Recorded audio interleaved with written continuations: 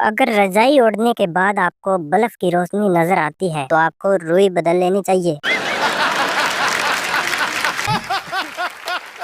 पार्ले जी का मालिक इतना ईमानदार है कि कभी भाव नहीं बढ़ाया, बस धीरे धीरे दो दो बिस्कुट पैकेट में से कम करता गया। बात तो सही है। जिंदगी में मैंने बहुत पाप किए हैं, पर दूल्हा दुल्हन के जाने के बाद जयमाला वाली कुर्सी पर बैठकर कभी फोटो नहीं खिंचवाई है।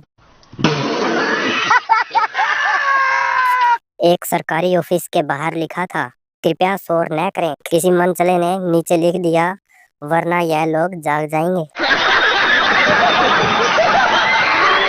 अधिकतर शादियों में एक न एक बाराती ऐसा होता है जो बैंड वाले से झुनझुने छीनकर नाचता है।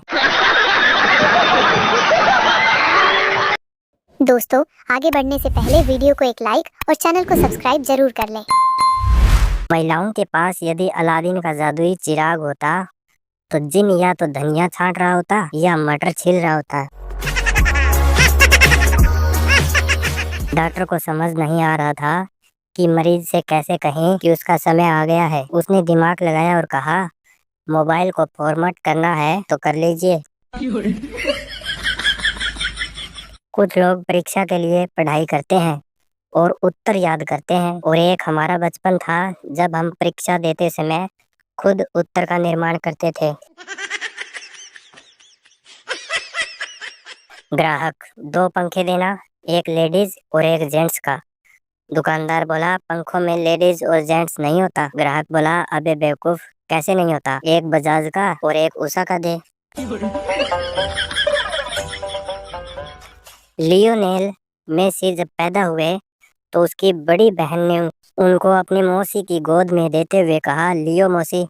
तभी से उनका नाम लियोनेल मेसी पड़ गया। पत्नी पायलट थी और पति कंट्रोल टावर इंस्ट्रक्टर। पायलट पत्नी, हेलो कंट्रोल टावर, यह फ्लाइट 360 है, यहाँ कुछ प्रॉब्लम है। कंट्रोल टावर पर पति, आपकी आवाज ठीक नहीं आ रही है, कैन यू रिपीट? क्या प्रॉब्लम है, बोलिए। पत्नी, कुछ नहीं, जाने दो, तुम्हें मेरी आवाज आती ही कब है? पति, प्लीज प्रॉब्लम बताएं। पत्नी, नहीं, अब तो रहने ही दो। पति, प्लीज बताइए। पत्नी, कुछ नहीं, मैं ठीक हूँ, तुम रहने दो। पति, अरे बोलिए क्या प्रॉब्लम है जल्दी। पत्नी, तुम्हें मेरी प्रॉब्लम से क्या मतलब? पति, बेवकूफ औरत, 200 पैसेंजर भी है उसमें, अभी मामला खत्म नहीं हुआ। पत्नी बोली, हाँ, मेरी तो कोई परवाह नहीं, उन 200 की परवाह है, बस मुझे नहीं करनी बात। याददाश्त केवल दुर्घटना से ही नहीं जाती, कई बार उधार लेने के बाद भी चली जाती है। एक ताजा शोध से पता चला कि गुस्से में पत्नी पति पर बड़बड़ करती ही है, पर साथ में घर का काम भी फटाफट निपटाती जाती है। होम्योपैथिक दवा खाने का भी एक अपना मजा है। 4 गोली निकालो तो 6 निकल जाती है, और 2 वापस डालो तो 4 चली जाती है। इस खेल में बीमारी से ध्यान हट जाता है और मरीज जल्दी ठीक हो जाता है।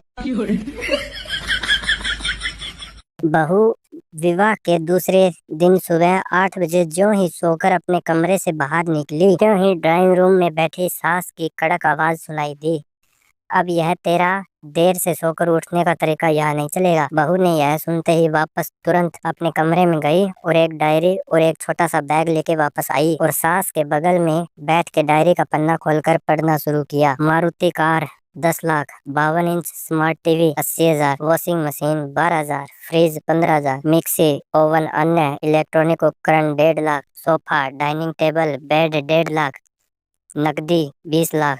डायरी में लिखा पढ़ के बहू ने कहा, मम्मी जी, यह जो लिस्ट है जो शादी से पहले इस घर से मेरे पिता के पास भिजवाया गया था, लिस्ट में लिखी सारी चीजें मेरे पापा ने साथ भिजवाया है। सभी चीजों का मिलान करके देख लीजिए और यह भी देख लीजिए कि आपने मेरे बारे में इस लिस्ट में कोई ऐसी मांग तो नहीं की है कि बहू पढ़ी लिखी हो, गुणकारी, संस्कारी और कामकाजी हो। आपने बस अपने बेटे की कीमत लगाई और मेरे पिता ने आपके बेटे को मेरे लिए खरीद लिया है।